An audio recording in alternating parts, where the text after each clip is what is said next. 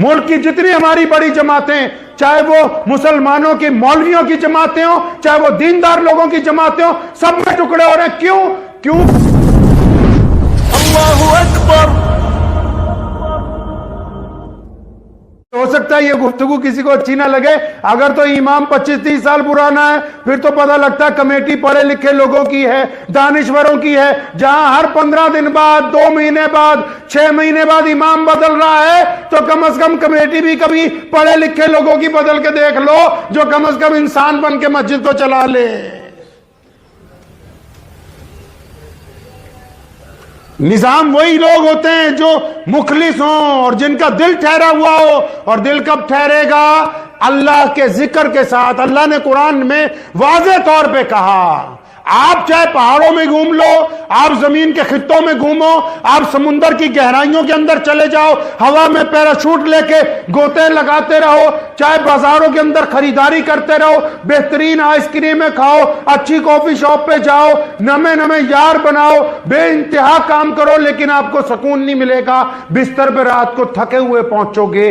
ہاں، اگر 24 گھنٹے میں نماز کے ساتھ کبھی کچھ وقت آپ نکال لیں، 10 منٹ کا، 15 منٹ کا، جس میں آپ کا دل اللہ کے ذکر کے لیے راضی ہو جائے،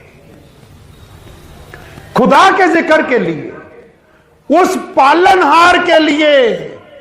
قرآن پڑھا کبھی؟ قرآن نے کہا الحمدللہ رب العالمین۔ اللہ نے یہ نہیں کہا کہ میں تمہارا رب ہوں، فرمایا رب تو ہوں لیکن پالنہار ہوں۔ جس طرح ماں بچے کو پالتی ہے، فرمایا کائنات کا پالنہار ہوں میں۔ کچھ وقت اپنے رب کے لیے نکالیں، تھوڑا سا، جس میں اللہ کا ذکر ہو، اس کی تسبیح ہو، اور دل کی توجہ اللہ کی طرف ہو۔ توجہ جب تک اللہ کی طرف نہیں ہوگی، دیندار لوگ کیوں ناکام ہیں؟ یہ بڑے بڑے لوگ دعائیں کرتے ہیں، کیوں قبول نہیں ہوتی؟ کیوں ٹکڑے ہو رہے ہیں بڑی بڑی جماعتوں میں؟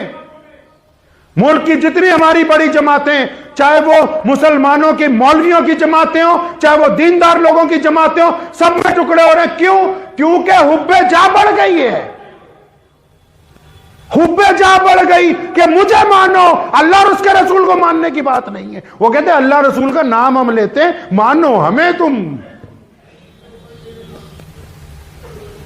جب تک بندہ عبادت کے دوران بھی، یہ بیماری صرف دنیا داروں کو تھوڑی لگی ہوئی کہ میں کر رہے ہیں، دینداروں کے اندر بھی یہی بیماری پھنسی ہوئی ہے۔ جی میں نماز پڑھ رہا ہوں، میں تفسیر کر رہا ہوں، میں قرآن پڑھ رہا ہوں، میں نے تہجد پڑھی، میں نے مسجد بنائی، میں نے مدرسے میں یہ دیا، میں نے وہ کیا۔ اب جب تم نے میں ہی کرنی ہے تو بقرہ عید کا انتظار کرو، چھری تیار ہے اس میں کے اوپر پھرنے کے لیے۔ پھر اللہ کو پسند نہیں ہے یہ بات۔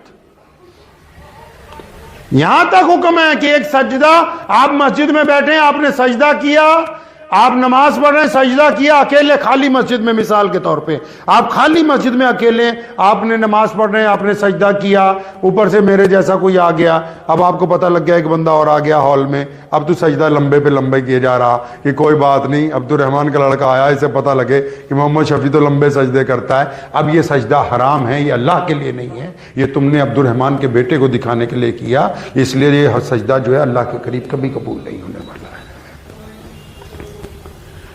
بندہ ماں باپ کو دھوکہ دے سکتا ہے، بھائی بہنوں کو دھوکہ دے سکتا ہے، بیوی کو دھوکہ دے سکتا ہے، یاروں کو دھوکہ دے سکتا ہے، پولیس کو دھوکہ دے سکتا ہے، حکومت کو دھوکہ دے سکتا ہے، لیکن بندہ اللہ کو دھوکہ نہیں دے سکتا ہے۔ اور آپ کا دل اگر اس بات پر آمادہ نہیں ہے، یاد رکھو، اس بات کو دل کی تختی پہ لکھ کے لے جاؤ، اگر آپ کا دل اس بات پر آمادہ نہیں ہے کہ وہ آپ کو بتائے کہ تم صحیح ہو یا غلط، تو پھر آپ چلتی پھرتی زندہ لاش ہیں، آپ کا انسانوں کے اندر کوئی گنتی نہیں ہے۔ اگر دل یہ کہتا ہے کہ فلاں کام غلط کر رہا ہے تو پھر آپ ابھی زندہ ہیں، آپ پلٹ سکتے ہیں رب کی طرف، آپ کے پاس موقع ہے۔ لیکن اگر دل کہتا ہے نہیں بس تو ہی ٹھیک ہے، کیونکہ بہت سارے لوگ دل جب بالکل سیاہ ہو جاتا ہے نا تو اس مقام پہ پہنچ جاتے ہیں، ان کو یہ یاد بھی نہیں رہتا کہ ہم گناہ کر رہے ہیں، کیونکہ وہ بالکل پکے ٹھوس مجرم بن جاتے ہیں۔ تو وقت نکالیے، نکالیں گے تھوڑا سا وقت، کوئی 5 منٹ 10 منٹ نمازوں کے علاوہ کسی وقت سب لوگ اٹھ کے چلے جائیں نماز میں سے، آپ بیٹھیے مسجد میں، یا رات کو اٹھ کے بستر پہ جب کبھی آنکھ کھل جائے بستر پہ اٹھ کے بیٹھیے، نہیں وضو ہوتا وہیں بستر پہ اٹھ کے بیٹھیے، قبلے کی طرف منہ کیجئے، اپنے رب کی حضور کچھ دعا مانگیے، اللہ کا کوئی ذکر خیر کیجئے، اللہ کریم آپ کے دل کے اندر سکون پیدا فرما دے گا۔